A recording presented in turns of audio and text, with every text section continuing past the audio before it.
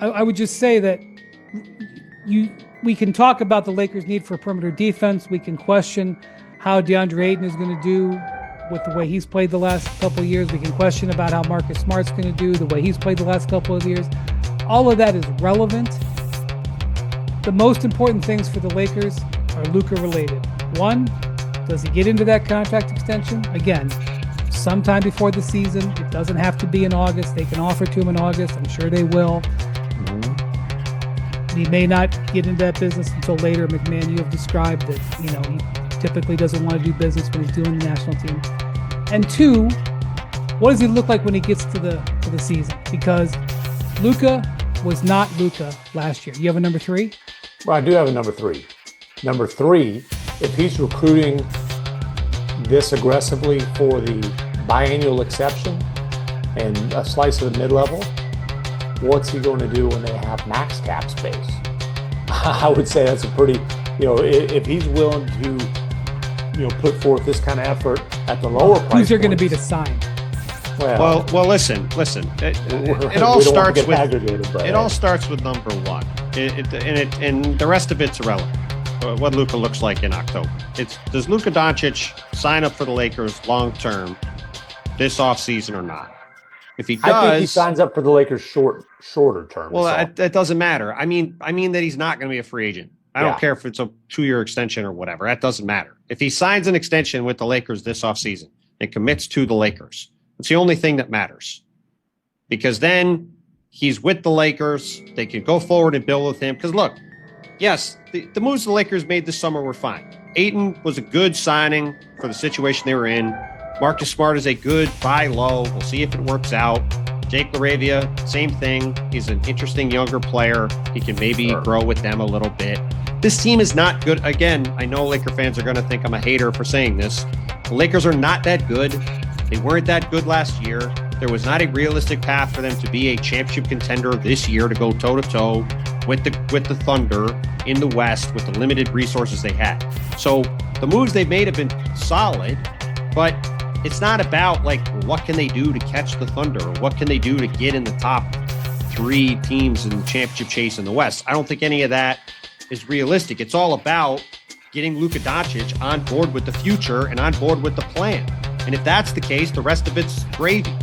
Quite frankly, the Lakers' goal should be a top 16. Yes, that should for be sure. If they could do that, they should be very happy. I hear all that, and if I want to borrow Mac 10's Lakers goal uniform and put that on, what I would tell you is, hey, they were the 3rd seed last season with Luka a shell of himself. Right. Luka was out of shape. Right. And coming off of the worst injury of his career. And look, just judging based on what you see on social media, this is as lean as Luka has been since probably his 2nd season in the league. If this kind of commitment carries over, I mean, Luka's damn sure capable of an MVP type of season. I think we can put it he's one of the 3 best players in the league. But look, the Lakers, the spread from 2nd to 8th in the West was 4 games, and the spread from 3rd to 8th in the West was 2 games. So it doesn't saying one team was 3rd, one team was 8th is sort of irrelevant. My the goal point has is to be to just get in the top 6. They were 3rd with their best player not at his best. Right. I think I can summarize this. The Lakers' offseason will be defined about whether Luka extends. Yep. The Lakers' season will be defined about whether Luka is back to being an MVP candidate. Yeah, correct. Before we go, I mentioned Jordan Goodwin. It would not surprise me if by the time this pod posts on Tuesday, or sometime on Tuesday, that we find out that Jordan Goodwin has been claimed on waivers by somebody. Because I don't think he'll get through waivers. In fact, it would not surprise me if multiple teams put in claims and it comes down to the order. And the reason I think that is because Goodwin had a pretty good run with the Lakers last year. And I think their preference was not to have to release him. The reason they had to release him is to get enough money under the apron because they can't sign, they can't use the biennial exception and then go over the apron. They have to get under the apron to use the $5 million. So to do that, they had to waive Jordan Goodwin, who had a non-guaranteed contract. They also waived Shake Milton, who they got last year. the Finney Smith deal, wasn't it? Didn't they get him in that deal? Sure. I don't remember. Anyway,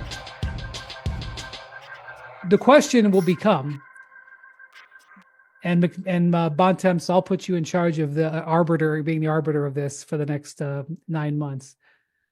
Who will have a better year next year? Jordan Goodwin with the team he goes to, or Marcus Smart on the Lakers? Ooh. Well, it could be Jordan Goodwin. Spicy. I mean, that's, look, like, again, let's see what version of Marcus Smart shows up. But to me, I'm with McMahon. I think the most important thing of all this stuff that's gone on, these Lakers moves are fairly irrelevant in the grand scheme. What matters is that Luka seems to be on board with all of them. That's what really listen, they're good moves. Like, for what the situation they're in, they're fine. But if they're working in lockstep with Luka Doncic and he's recruiting DeAndre Ayton and recruiting Marcus Smart and trying to go get guys and working with Rob Pelinka, they could be trying to sign me, you, and Brian, and it would. Hey, Austin Reeves recruited Jake LaRavia.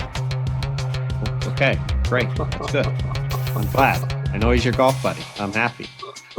No, seriously. Also, Jake LaRavia was doing an interview like on a podcast or some streaming show, and he was in a car for like the whole interview. This is like a week before he signed with the Lakers, and he did the interview. It was like 25 or 30. I don't even know, some period of time. It wasn't for 90 seconds, and